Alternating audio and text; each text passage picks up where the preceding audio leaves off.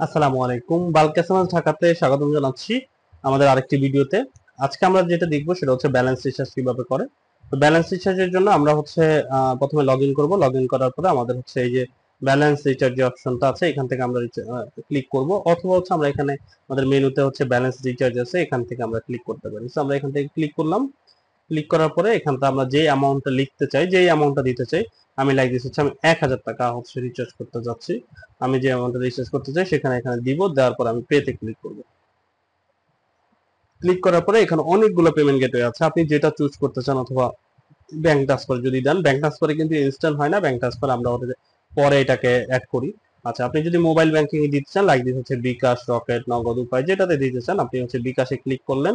Click করার পরে এই যে দেখেন এখানে আপনি অ্যাড করেছিলেন কত, 1000 টাকা। তার মানে হচ্ছে আপনাকে সেন্ড মানি করতে হবে হচ্ছে 1018 টাকা। এই যেখানে লেখা আছে দেখেন, আপনি হচ্ছে কিভাবে যাবেন, সেন্ড মানিতে ক্লিক করবেন, এরপর হচ্ছে আমাদের যে নাম্বারটা আছে সেটা কপি করতে পারেন এখান থেকে, অথবা হচ্ছে কিউআর কোডটা এখান থেকে দেখতে পারেন আপনি। আচ্ছা, আমাদের এখানে কিউআর কোডটা ক্লিক করলে এখান থেকে চলে আসবে। আচ্ছা, এখান থেকে হচ্ছে টাকার পরিমাণ কত, 1018 টাকা। এবার নিশ্চিত করতে এখান থেকে হচ্ছে আপনি পিন নাম্বার দিবেন, সব ঠিকঠাক থাকলে ট্রানজেকশন আইডি যেটা থাকবে, আপনাদের একটা ট্রানজেকশন আইডি থাকে, সেই ট্রানজেকশন আইডিটা এখানে দিয়ে দিবেন।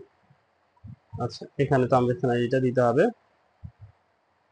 এখানে ট্রানজেকশন আইডিটা দেওয়ার জন্য আমি আবার আমার মোবাইল থেকে ডাটা সেন্ড করতেছি, তারপর আবার ব্যাক করতেছি। আচ্ছা, আমি 1018 টাকার ইয়া করেছি, সেন্ড মানি করেছি। এবার আমি হচ্ছে যে ট্রানজেকশন আইডিটা আছে সেটা দিয়ে এখানে আমি ভেরিফাই ক্লিক করব। ভেরিফাই যদি ক্লিক হয়, সবকিছু ঠিকঠাক থাকলে এই যে এখানে বলবে রিচার্জ সাকসেসফুল। এই যে আমার এখানে 1432 টাকা অ্যাড হয়েছে। আমি দেখি আমার এখানে কিভাবে অ্যাড হলো, সেটা অ্যাড হয়েছে কিনা আমি সেটা দেখি।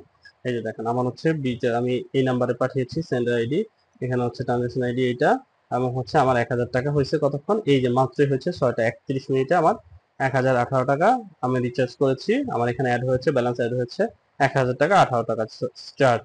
আপনি এখানে দেখতে পারবেন আপনার যতগুলো আপনি রিচার্জ করেছেন সমস্ত রিচার্জের হিস্ট্রি এখানে দেখতে পারবেন। সো এই ছিল আমাদের আজকে ব্যালেন্স রিচার্জ কিভাবে করবেন সেটা। সো সবাই ভালো থাকবেন, আল্লাহ হাফিজ।